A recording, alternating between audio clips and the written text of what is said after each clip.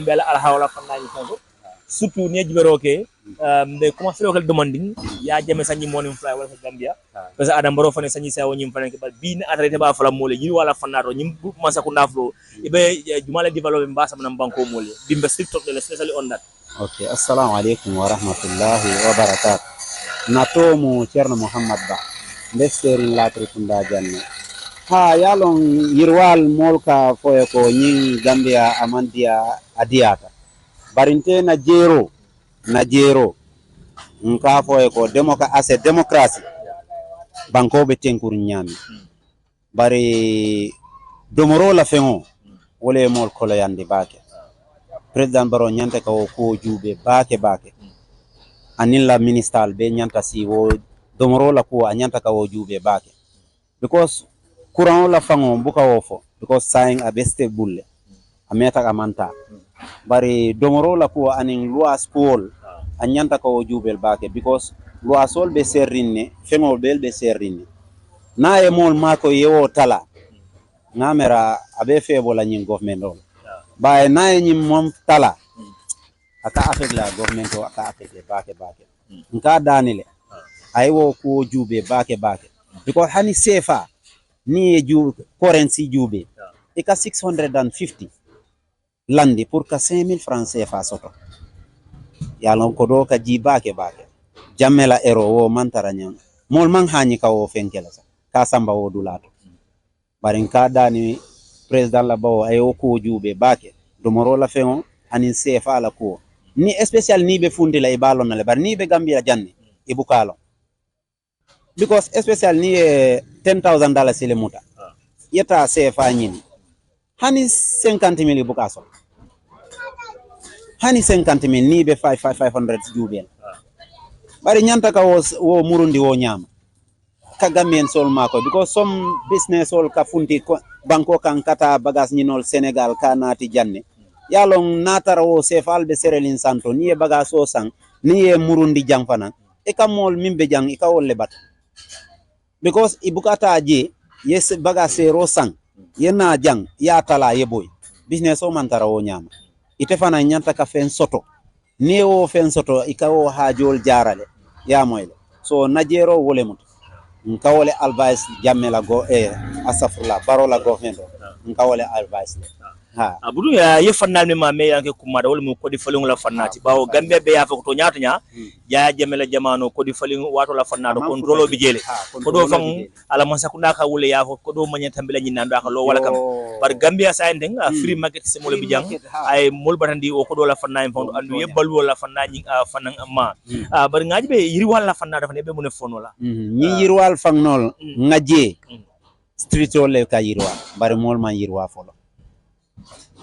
malong ay plan jumale soto naye o election o mimbena naye o win malong ay plan jumale kanati molye bari streeto le ka yirola bari mol ma yirwa folo lafta pour ay mo fanan jube because mol le ka vote le streeto bete ata bake motol ka siya bake bari stomach anyante ka o stomach jube advantage wala okay nyin gar laman kele benti bawo yaaje me bira bo bala jang kari woro ani ECOWAS UN ye wala sign bari sa fili sanyi kono abe wuda o kono anu nga fanan sign tol kamero home stick afana la fana la so kono le budibe mun fono la ECOWAS UN EU Gambia la mansakunda international committee o al halo la fana ha yalong nte politique la ko nte man jam faje bari ngamune je pour dinoto ni ani mosita altol kebal be sita isainta fengla mi yalon ko wo agreement olet kebal mol be nyanta ko tamandi silokan because ye 6 month agreement ofo wo 6 month ni banta doron a nyanta ka murundi Gambia jamme mu citizen ntol fana mu citizen jamme nanata pawo ay min soto nun ani sai manke kilinti bari jamme la hammo pour nyim banko ngajele hamme balem ay do ku jamale fanan ke nyim bankoti nka dane la dula o dula abije ay harjo sotoje ay tenkundi sotoje ne lafta pour ay murundi banko kan ma fo e lafta ay murundi ay fenka fanan nyin country ay asamba bari lafta ay na ay mo experience o di na government o mimbe sirin janni na yo listening to lafta ko advice o ko toli mamadi ma Cerno Muhammad Ba barka baki thank you very much ne ko ba ko yarin na de baka fan enyi nyawo jare nyindo ni wota mo igata 35 ka so ba 10 sign 50 pieces ka wala set 4500 $4,600 sai nyemuru nani wala mu itela profit otiji na santa nyama na man sanga nyama wo fa mu ka so tanoje so ye munisro no kafo na manza kundae sutuni arajibe business wala fanna nyim fon fana e musol mako de dan din dal fana e mako nyi ko ko yarin bakere fa nyim bada la sai chalo momu ko to fa chalo katala fa dai civili sama ya boyo ta fa civili sama kebelul okay bawo ite ko sanji tanin sanji tanin kilibe marché to jando nga jubiro ke bake ite jammela jamano kam tale barola jamano fanan kala mutata nyodo ko nyim fanan ko le num anin sain di wadi jumale fisa nun ta la fisiata ya wudi kelinta nun ta chalo nena man sanjan $3,000 so sai be chalo sana $3,000 so ya bo san 3,500 kale ya dale ando nena man sotono so oto mo safono jamela jamano nyi fanan na fanato man ko lian nun ko min saba ko liar nyam to nyalam kay sai fonto mala da fisiata saint okay so be mune fono la molie nga dum politiko kon do manding ngajibe budung imale faka diam wala ko di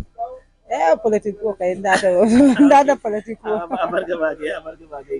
ngeje okay abarga bage thank you very much this is AFF Media and Oman TV. We are on the street to talk to Gambians regarding the development, trying to compare Jammeh's regime and Barrow's regime as well, and of course the current situation in the country as well. And as we all knew, Jammeh's MOU with the ECOWAS, AU, African Union, and even the Gambia government was 6 months, but it has been now 9 years since Jammeh is in exile, to no avail. So we are on the street trying to talk to Gambians as well regarding those issues and comparing these two governments. And we just want to apologize for you right now. We are at a welding workshop, so expect some background noises like that as well. But before going further, my brother, let me allow you to introduce yourself and your name to us, please. Yes, I just say Assalamu alaikum wa rahmatullah to all Gambians. First, my name is Abdullah Job. Yeah. Okay, Abdullah Job,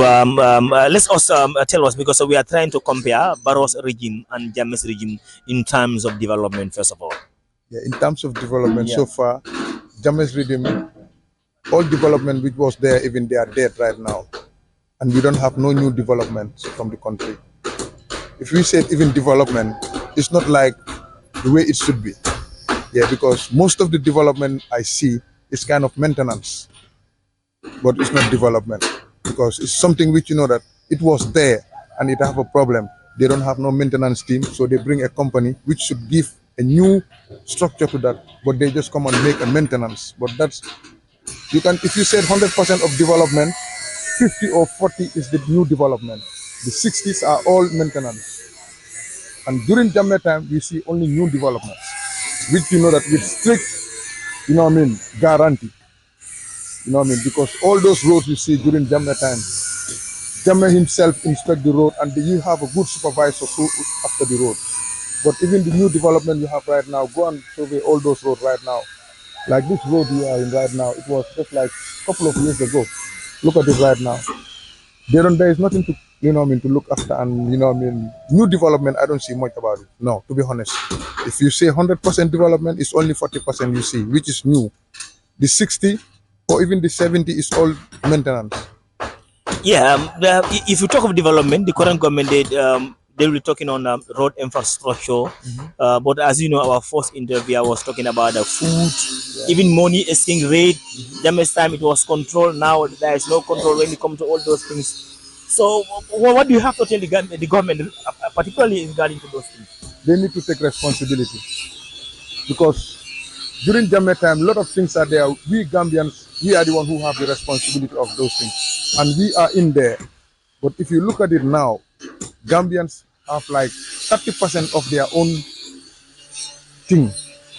30% I can say, or maybe even 25. Because if you look at our soldiers now, they are nothing in the country. If you look at our immigration, they are just like somebody who is just be there. But they are not even doing their duty. Why? Because they don't give them their responsibility. They give their responsibility to somebody else, which you know that it should be their own duty to do, because they know where is the ground and they know how is the Gambia and where are the places where you know that people can come in and go out. Nothing is controlled. The currency is not controlled.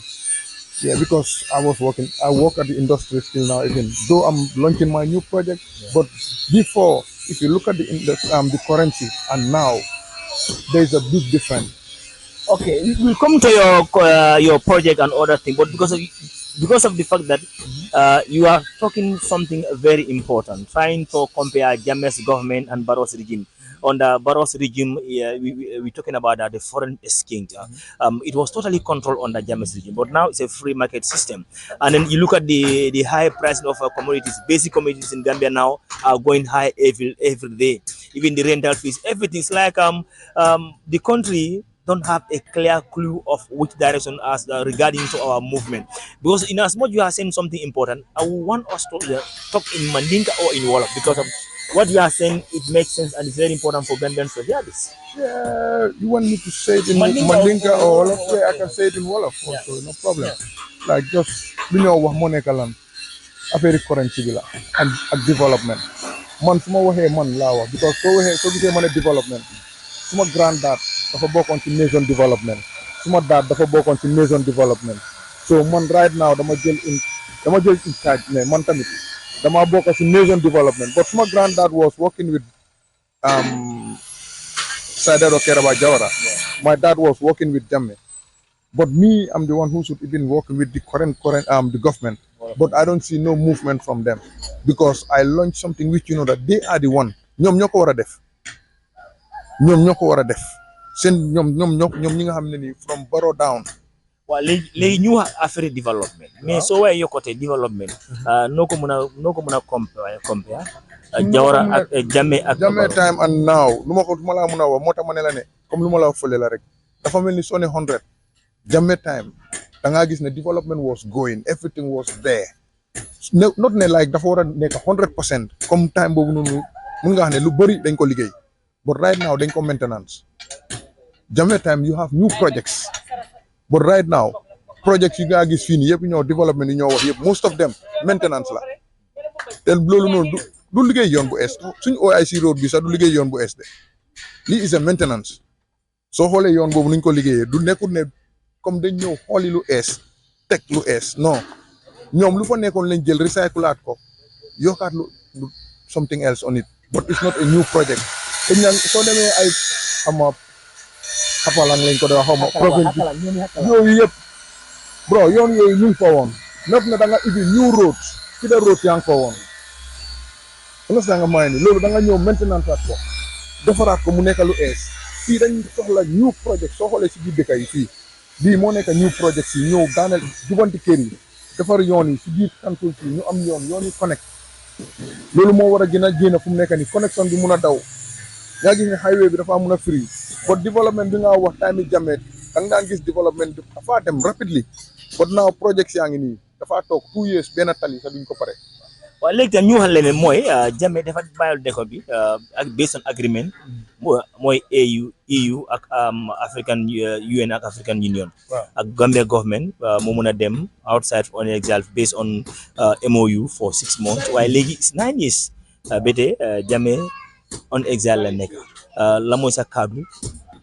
boo war a am government African Union EU ak ECOWAS. Waaleykum salaam. Jammeh lu ma mun a wax comme lan moom fii dëkkam la understand ya dafa am lu mu saaf dëkk bi doo Jammeh nag dina def na lu garaaw but soo xoolee 60-70% ñu mu def lu garaaw yëpp dañ def dara ñu bëri ñu fa nekkoon ñoo xam ne daf leen téye daf leen yeney soo xoolee addi si gannaaw dafa am luñ def te moom daf la jox sarta da ngaa liggéey mënuloo ko nga dem toog understand nga soo defee lu dul naka su dul noonu yar daf laa dal moom tamit am na lu mu def loo xam ne ni yar war na ko mun a dal te loolu mun na koo dal fii ku nekk am nga problème mun na am charges bu nekk si kawam ñu charge ko loolu mu tëdda ko mu ñu seet nu mu ko def mu fay ko understand nga wante fii amul ku nekk am nga sa problème nit ku nekk muy man muy kii muy keneen muy yow am nga sa problème soo dafa des ni ñu ko arrangé ñu setul problème bi Jammeh fii dëgg am la am na right pour ñëw fii nii bés bu exil boobu dafa war a jeex te dafa nekk loo xam ne nii ñoom xam nga seen agreement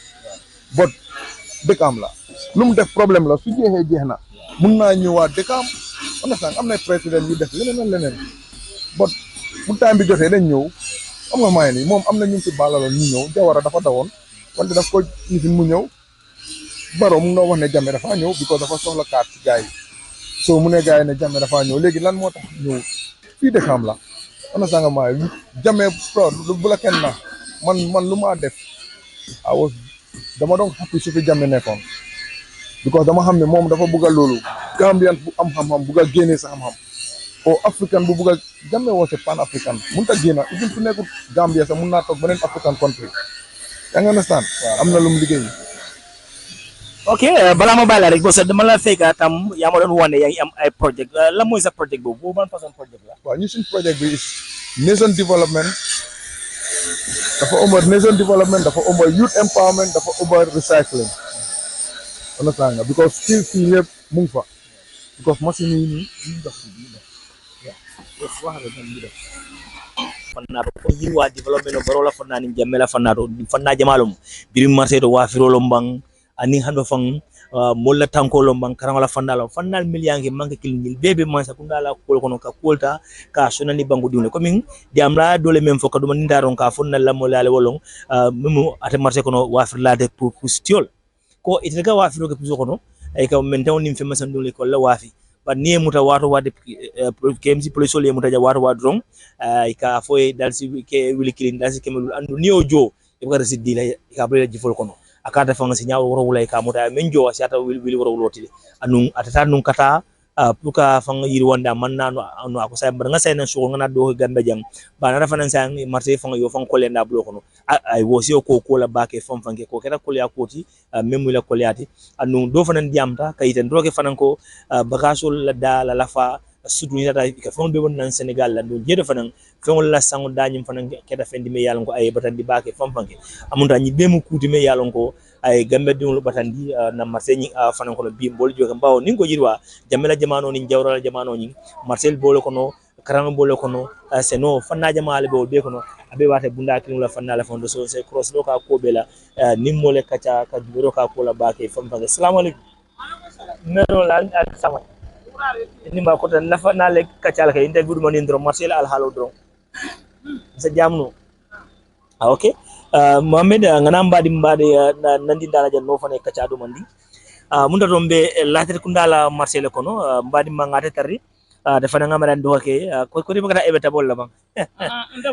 nga tabirge okay nga pane tra fari nyel lin jabol nim fol salatul folo wana wa fika nyamdum be men gadron sebula ye ito fo na la molale ka fe ko alaji fati King FM menga manika kibaro ke je walba murmur na fanan nan ni mole ka chaso ni munna AFF media la platform wala fananti ndunga mbadima onkul Malik Mane men gamba di men fan bandal banko la fanato banko la ko ya sola baki pour ka kol bondi gambe de wala nyoto to nyani keso pour même fa don na c'est to fo na mole nga kacha kola matela al halo ba nyaadi le anin sina kacha ni nga dal ni wala assalamu alaikum warahmatullahi taala barakatuh wa alaikum salam yo ngatol do kulal ngal konto ngal jay ngal tentu nte to mu masal ka samalati bari to cendo fam ami ka samalati nte bota badi bu sali kenyele bari mbe futola nema kunkule an ka firo ke latel kunda marsaw kon bari jaba jambole mun tala wa firi feŋote nte ka jaba jambole wa fi ni karne nga salatu wa fodat jaba jambo ni aje say mbota je jaba bambe da jaw ya batal nin tata wulo kono ba fulanje bambe kino wuli kilin kemelulu wuli kilin keme kononto ni nga sambane ni nata ni nga wafi nga bang hani feng mbuka sotoje dun dimba tele mun tete nga bobu ngo kono birin suba nga dum bo fanan kono hani dala so min baadu mala masoto yalo fanan ko le atal yo to mo len nata na dun salatu wa foto ndeka jaba jambolo wa fi mun tala firi famata budu marché kono jambi ite mun ko le akule so marché kono jambi marsew kono jam binte ko la ko min fa soto je min mu daliloti wala firi baliyata firo ko soto marsew kono bakasol da jawyata du kalal kanay kalafe kamin san ko do bukasi bukasanno du kalalu fondin cewlu ba kata kam baatele sako fondin ce du kalalu mbedu wale ni ke nyoliye alamale firo sabatandi ni ke nyoliye du ka kodo ka bodaminto alamale million seje min be wulo kono min be so kono alamale al be firin al kanal city abada al kana katalu wal nyato al kana nin katato kafunyoya alama fondin cewlu bela ngabo futala al kana mola ngabo dasa rasul horomo kama la ilaha kuma horomo kama sal ya ala muhammad yo marso ko yar mbakele buru mbe même fana jibe kam mbake bawo ni ajibe marse nyi bebe mansa kundala bundala fana ko to be yirwa fana jibe kan jamela jamano ni barola jamana be ma da yirwa kilo la fana fananti o tembo to ne atati be misalo dinu la molla jamela jamano yirwa la fana marse to anin sain abe da so da wata jumala to baka nyi jamano fulo ni mansa fulo la jamano nte ala tentu annabi jaye kato bi balwo kono ni ibe kendari kate kana mu ala tentu balet ha kato do be laari lara mo kambi ameta fo pour ka ama ceno no amanca ala sembeta amanca ala bilista ala la kitelam don min fanam betanin na la manca na katati ala masata la jaati kende ya sabatindi oto jaati kende ala malo sabatindi bari mansa fulol jamanu e nyodu bal baatele de ha kato ya jamela taymo otumo nye samo mbuka san keme lulula mbuka chalo samo san keme fulala barbi chalo samo keme fulalen adomandi mo kemelet nye samo keme lulu yo esa etere duka no man keme lulo fonsi tabe fendo sanno la nyaadile kolya baba batal musol fama la ko kan ta fama bala faat dina te kam murmur fo male be kala nyami yen salade pano je birin suba mbesirin akunna ja hani biya mamba asitaye ban asitate banna na mamba nga pati naita ndunye salato ni ala ndura be katinya sa nin kum nakanyo bebe tinyaka nkom borta jaba jambola kanye soto bal yala nata na bula salato kona be fisa ofana nyama be salato dum lay wala soto ni ma nyaw soto te salato manul yalon sibo dum bukaw sibo do harama dum dol be kere nol bata banna saloto e buka sibo dum ko tani fanyo banna saloto sa ita salato damma domonola budu le ko xamul be tata baake fam fanke mu da don jinkar labam fanan be non fulo do bawo ngaji be ka dembe dol la loda ko fananta ka be jamela ko la fanani foto ala bo jam fanan ka fota ko abita kare woro anyi na la sokono le bara man na nam nang fo sa in sanyi contrat be siri nge fanan afanga wulde fanan kangula ko ala fanana sokono fanan man sakunda fanan jamta kayto menyita dilala man sakunda man kayto sinya imadi ala kunu ni atra fanan fanan loi ba nyaado pour kata ka kidindi be mun ko mala fola equase AU UN anin gambel man sakunda jamel al hawla fanani fo ba banko dum la fanan mat to nyala ngela ko momoy batel bar yalon to la diamo bu ko futa bato do ban tol mankara karan nalo atol lel bo bondila nyoto nal ya bonni nyoto ninna ta min bete ata ngata mema bete anta ta non bar nteto ko sene andi non ba wonte mankara ndo ko sene abarka bake na diamo ni asene da bete da ba oh you have on the vans lining up this road goes to Suguta. You said so. I'm going to have an interview with a young man who I met in the garage yard. From 11 night, Badima. But the problem killing about the balawong at a informant do inform you. Ala Timo Buka win. Madam Nakman said, then called Timo Buka win.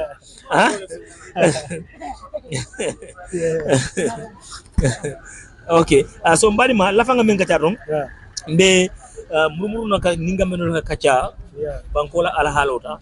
ya jamela jamano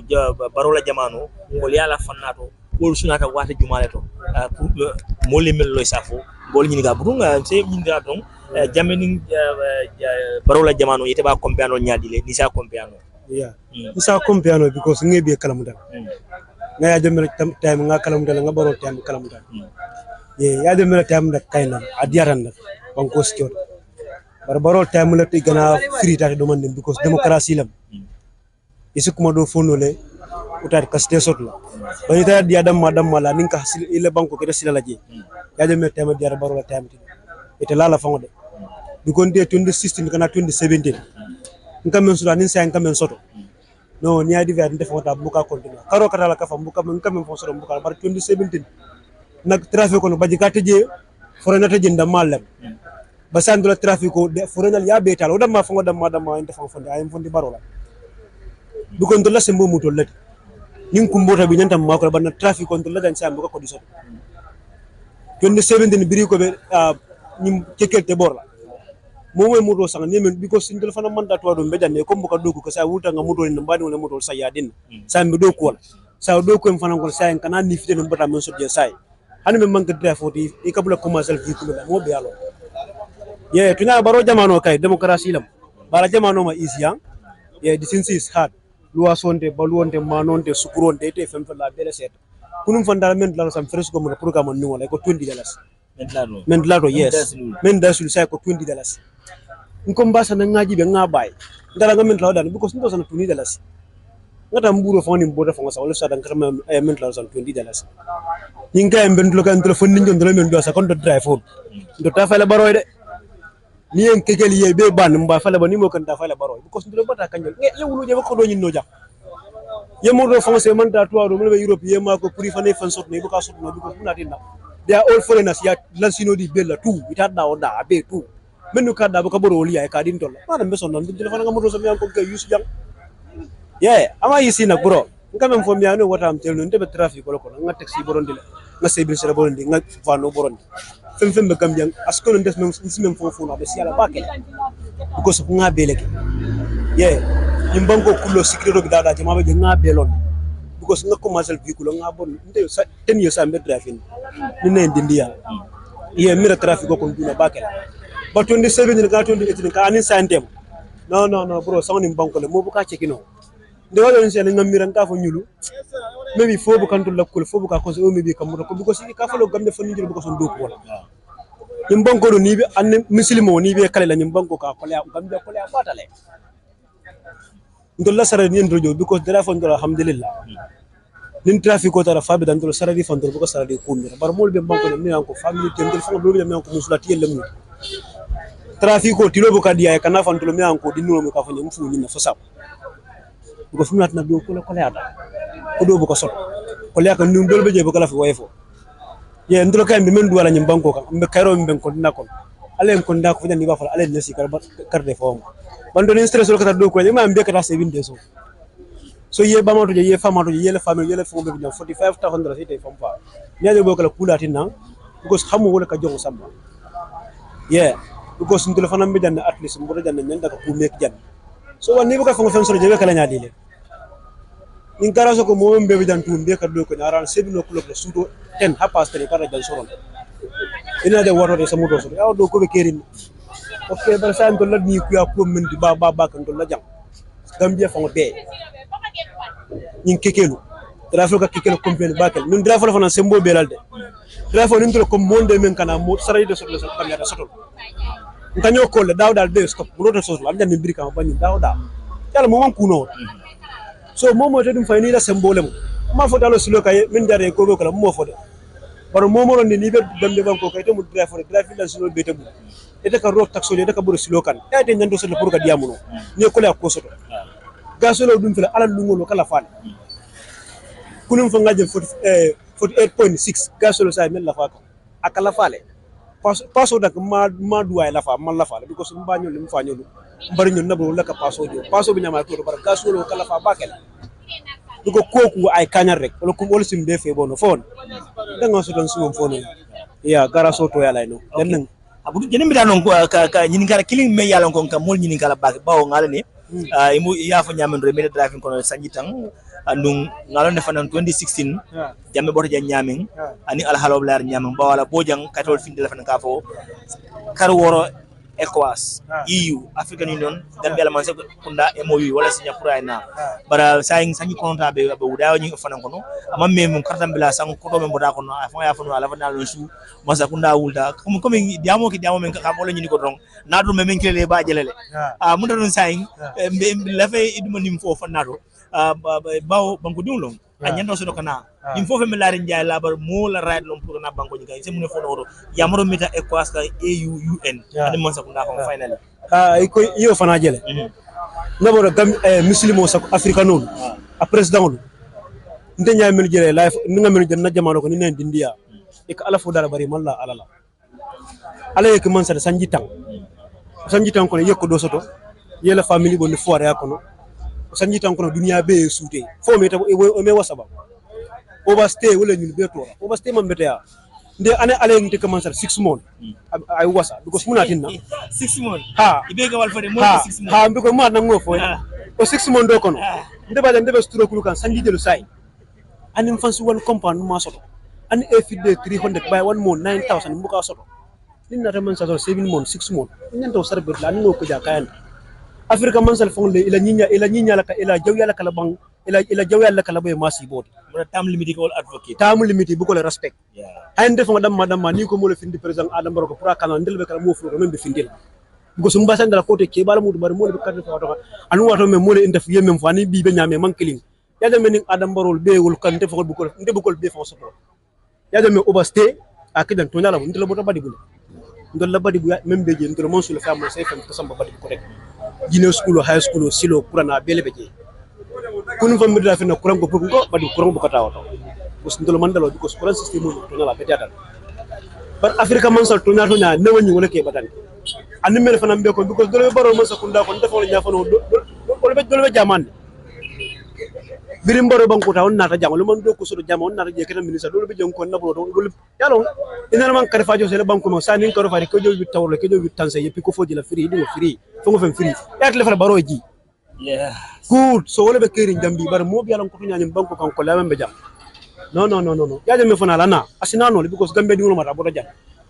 nu ay mo le nyinya fana be para fana man sa wele ko nyinda fana wele ko mulal de security dial because na be kan ne banko kan ni muslimo lam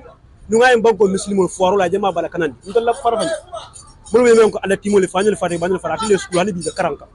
elo fana ala tento tide nyimbe tu overstay doron baronyo le ji ngamodo selen barka ba yeji ngamodo selen is better. Okay, thank you very much. I think real Uncle Malik ngamara sainde nte mina lola janne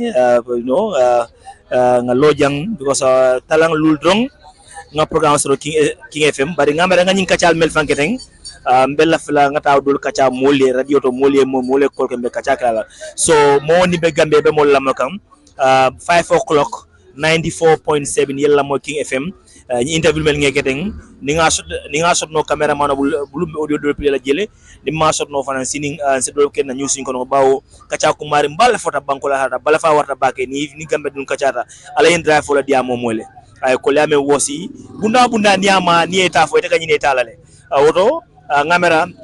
gambe nol bele ni mo nyola ni manche ko alaji fali na rasira diol to abe kayto tala ka sefe a fansu letter wo sefe ka karam mole hani a finira bande ani gambe dun kacata al nyaaya jaltulo ya moy ye memfo meliango melo e mallong aliye moy le memfo ngam murmuru nge dinkra mem fanan beto aliyo jela keta nyame fanam sa munta mtel mina kum fala jenne bari be menga don be Malik Mane fanan tendula mba jela bake AFF Media mbe fanan tendula mbe jela Oban TV mbe fanan tendula mbe jela bawo nyaaji be nyin ka murmuru nyin keten kibar bum sa be blata normale ka je fanan ka finindi pour to nyani keso gambe nol sinalo mbudu ngal no nyim video fanan al mine jelale AFF Media la platform to andal be jelale Oban TV la platform nyi fanan tole bawo nyi ndomu live TikTok wala fanti nun katobe kelale molbe nyi moylale bawo ka jal mekita tonya ndemu jinal solti nga kibaro ko gambe diwle lonum bari bi ngakuma dol moy niyo sunata bake betama kan mangi fam foti dal sikemo membul najfa ko na paso mo diamta ko en niyo to rabake almale